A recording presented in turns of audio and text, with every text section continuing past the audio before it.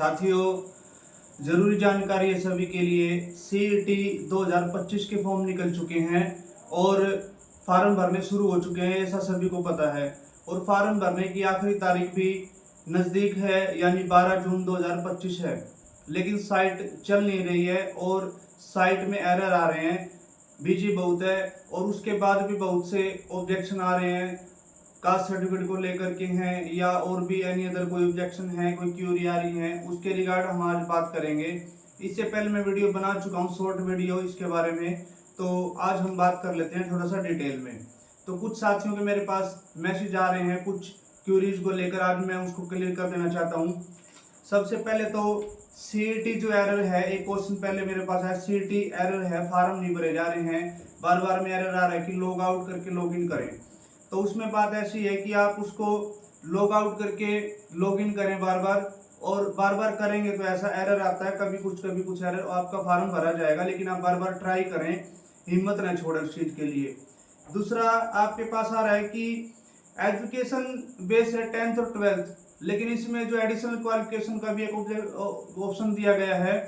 तो बच्चे कह रहे हैं या मेरे पास भी फार्म भरवाने वाले आ रहे हैं कि मैंने आईटीआई की है, डिप्लोमा की है, सर्टिफिकेट है, या कोई एडिशनल पोस्ट ग्रेजुएशन है, ग्रेजुएशन है, वो अपनी जो वहाँ पर एजुकेशन वो अपलोड करवा रहे हैं। लेकिन ऐसा कुछ नहीं है, इसमें ओनली 12th मांगी गई है, 12वीं पास के लिए एलिजिबिलिटी है। ये एक ओनली क्वालिफाई नेचर का सीईटी है, वन टाइम सेशन होता है कि आपको हरियाणा में अगर कोई सी या डी ग्रुप की कोई भी वैकेंसी अगर ट्राई करनी है, अपेयर होना चाहते हो, तो उसके लिए सीईटी आपको क्वालिफाई होना चाहिए। और इसके बारे में मैं बात करूं, एजुकेशन क्वालिफिकेशन, जब आप इसको क्वालिफाई कर लेंगे, आगे जब इसके ऊपर जो भी कोई वैकेंसी आएगी, आपकी एलिजिबिलिटी के जो भी एजुकेशन होगी वहां पे अपलोड किए जाएंगे। वहां पर यहाँ पर कोई भी एक्स्ट्रा एजुकेशन अपलोड करने की जरूरत नहीं है, मैं आपको बिल्कुल साफ कले शब्दों में बता रहा हूँ।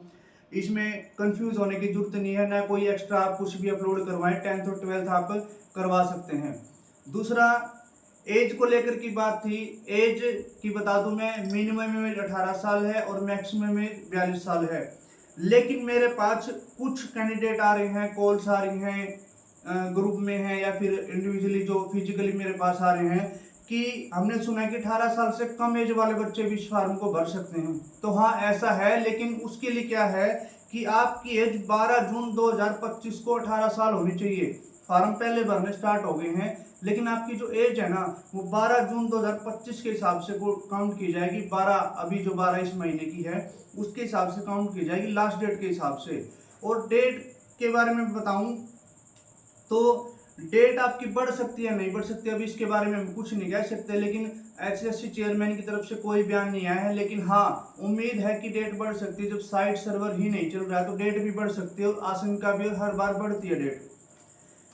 और उसके बाद है कि ओल्ड स्टूडेंट मुझसे क्वेश्चन कर रहे हैं कि बार बार कि हमने पहले एग्जाम नहीं दिया था और एग्जाम दिया था, जिसने दिया था नहीं दिया था, उन सभी के लिए है ये क्वेश्चन कि हम इस फार्म को भरें या ना भरें। आपको फार्म भरना है, आपने चाहे एग्जाम दिया था चाहे ना दिया था। आपके लिए सिर्फ एक ही शर्त है कि आपने 2022 में जो सीईटी हुआ था वन टाइम सेशन, उसमें आपने सेशन किया था या नहीं किया था। और वहाँ पे उसके बाद एक मैसेज और वायरल हो रहा है कि अगर आपने ओल्ड स्टूडेंट है, अगर सेशन कर दिया या नहीं किया तो आप का फार्म रिजेक्ट हो जाएगा। वो मिथ ये है, वो सच ये है कि अगर जो ओल्ड स्टूडेंट है वो फार्म भरते हैं, वहाँ पे एक न्यू यूजर पे जाएंगे, वहाँ पे क्लिक करेंगे, फॉर्म जो आप अपनी डिटेल फिल करेंगे, वहाँ पे एक ऑप्शन आता है आगे कि क्या आपने 2022 में सीईटी दिया था, फॉर्म फिल किया था, तो वहाँ पे यस और नो करना जरूरी है। ये सबसे बड़ी जरूरी जानकारी है कि वहाँ पर आपने अगर रजिस्ट्रेशन किया था, 2022 में रजिस्ट्रेशन किया था आपने, चाहे एग्जाम दिया हो और चाहे ना दिया हो, वहाँ पे आप यस करेंगे और आप अपना रजिस्ट्रेशन नंबर भरेंगे, और फिर आगे वहाँ से आपकी डेट ऑफ बर्थ वेरीफाई हो जाएगी, फिर आप आगे फॉर्म भर सकते हैं। और जो न्यू कैंडिडेट है उसके लिए कोई ज़रूरी नहीं है, वो तो नो करेगा और न्यू यूज़र पे क्लिक करके आगे अपना फॉर्म फिल कर सकता है। उसके बाद दूसरी क्यूरी थी कि जो डिटेल है, हमने पहले जो ओल्ड स्टूडेंट ही की क्यूरी है ये कि हमने जो पहले डिटेल भरी थी, मेल आईडी किसी की दे दी, साइबर कैफे वाले की दे दी, या फिर फ़ोन नंबर था वो बंद हो गया है या चेंज हो गया फ़ोन नंबर, तो आपके लिए जरूरी जानकारी है, आपने पीछे चाहे कोई भी फ़ोन नंबर दिया हो, कोई भी जानकारी हो, कोई भी डेट ऑफ बर्थ हो, नाम हो और मेल आईडी हो, आप इस फॉर्म में आप मैन्युअली फॉर्म भर सकते हैं। फैमिली आईडी के हिसाब से डाटा नहीं उठाएगा। आप यहाँ पर 10th के हिसाब से ही अपना डाटा भरें, न कि आधार कार्ड में या ग्रेजुएशन की मार्कशीट के हिसाब से। जो आपका डाटा 10th की डीएमसी में है आप वो ही डाटा भरें। यहाँ पे आपका नाम, फादर नेम, ईमेल आईडी आप पहले कुछ और थी, बंद हो गई है या भूल गए हैं या साइबर कैफे वाले की दी हैं, तो आप यहाँ पे मेल आईडी और फ़ोन नंबर और दे सकते हैं। दूसरी सबसे बड़ी बात, कई साथी गलती क्या करते हैं कि मेरे पास तो मेल आईडी नहीं है, साइबर कैफे वाले से फॉर्म भरवाते हैं, भैया आपकी भर दो, भाई आपकी भर दो मेल आईडी। लेकिन ऐसा नहीं करना है, आप अपनी खुद की मेल आईडी ही भरेंगे, इससे आपको आगे आने वाले टाइम में प्रॉब्लम हो सकती है। इसलिए किसी की मेल आईडी न भरें। और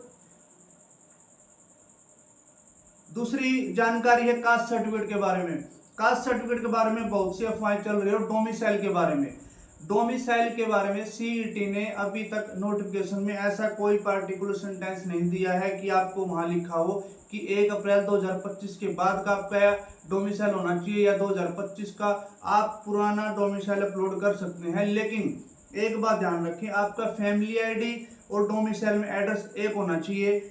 आप बिना, अगर फैमिली आईडी और डोमिसाइल में एड्रेस मैच नहीं है तो आप अपना अलग बनवा लें, डोमिसाइल नया बनवा लें, फिर ओल्ड अपलोड मत करना। और आपके पास अगर ओल्ड है और फैमिली आईडी में और डोमिसाइल में एड्रेस मैच हो रहा है तो आप वो अपलोड कर सकते हो, उसमें कोई प्रॉब्लम नहीं है, श्योर है ये चीज़ें। और उसके बाद है ओएससी और डीएससी, बीसीए, बीसीबी और ईडब्ल्यूएस। साथियों, एक आपको जरूर जानकारी बता दूं कि सुप्रीम कोर्ट के निर्देश अनुसार क्या था, एससी कास्ट को दो पार्ट में डिवाइड कर दिया गया था। दो पार्ट में डिवाइड कर दिया गया था, डीएससी और ओएससी।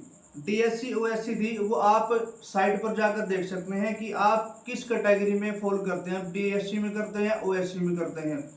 तो इनके लिए सर्टिफिकेट के लिए कि आपको ओल्ड जो सर्टिफिकेट अपलोड कर सकते हैं, नई की जरूरत नहीं है। तो आपको एक बात बता दूं, आप एक बात बताएं कि एससी का सर्टिफिकेट कैसे अपलोड कर सकते हैं। आप ओल्ड है आपके पास, तो जिसने ओएससी और डीएससी का नहीं बनवाया आपके पास तो ओल्ड सर्टिफिकेट है, तो आप एक काम करेंगे, अगर डीएससी और ओएससी कैटेगरी डिवाइड होने के बाद आपने सर्टिफिकेट नहीं बनवाया है तो आप नया सर्टिफिकेट बनवा के ही अपलोड करें, न कि एससी कास्ट का।